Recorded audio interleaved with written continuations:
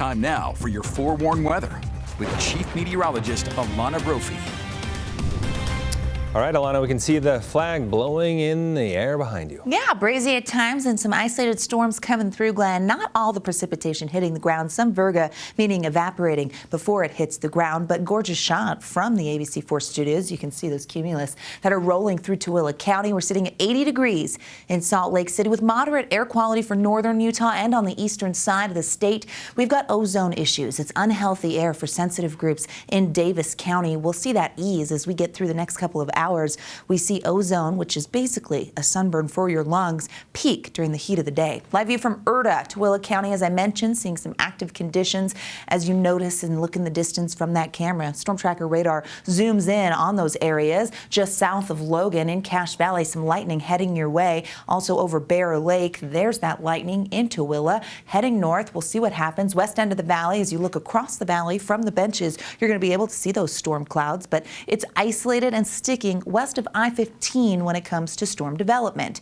And that's because that's where the moisture is. Temperatures 80 degrees right now in Salt Lake, mid-70s in Cache Valley, upper 80s in Logan, Green River, upper 80s in St. George. Close to seasonal norms, but it's pretty pleasant. If you're not seeing a storm, you've just got a really nice evening. Temperatures dropping into the 70s, great for outdoor dining. Getting into the 60s by ABC4 News at 10. Partly cloudy skies expected. The breezy conditions will hold on. Drought monitor shows us that this moisture is working. We had a record-breaking winter, and now we've peppered in very active conditions through May and June. As we look at the drought numbers, they came out yesterday. 39% of the state not facing drought. We had active skies, so I didn't get to tell you about the progress we've made. The gains, 14% of the Beehive State in moderate drought. Huge success there. Like to see that, and we like to keep track of it every week. Storm threat for tomorrow. General thunderstorm threat for northern Utah, the eastern side of the state, and the West Desert.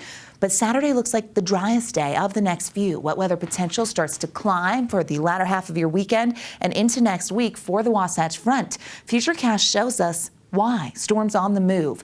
Watch that clock in the corner of your screen. By tomorrow afternoon, mainly over the mountains, Uintas, over the Wasatch, maybe a little bit in the West Desert. Chance of an isolated storm. It's a slight chance, but it's still there. As we head into Sunday, things start to change. We get a line of storms on the model here by 2 p.m. moving through Salt Lake County, Davis County, Tooele County. So we know that moisture's back, and it means business. We're going to see isolated to scattered activity throughout the afternoon and evening for your Sunday. So we're warning you about those plans because they could be impacted in the northern half of the state.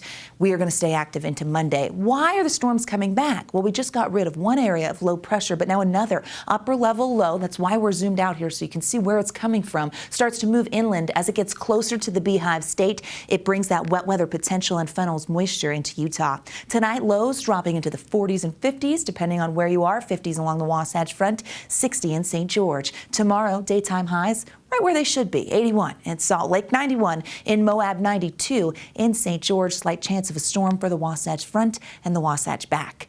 7-day forecast, Washington County, slight chance on Monday. You know it's tough for those storms to make it through. We cool slightly in the south Sunday into Tuesday because of the upslope with the winds. That southerly flow starts to pick up. Wasatch Front bringing scattered storms that stick around for the start of the work week, becoming isolated Tuesday, but then it looks like we stay a bit unsettled into the middle of the week. Temperatures dipping back into the 70s. That's where we will top out. I will say this monsoon-like pattern has allowed us to stay cooler for longer. You know, St. George typically hits 100 degrees by June 4th. They have not hit it this year, so they're behind average, and we're staying cooler overall. And then we remember last September where we were triple digits like never before. Hottest summer on record, 107 last summer, and here we are with this milder stretch. It's been nice. Yeah. I'll take it. Silver lining to clouds. Yes. Ooh, he's good.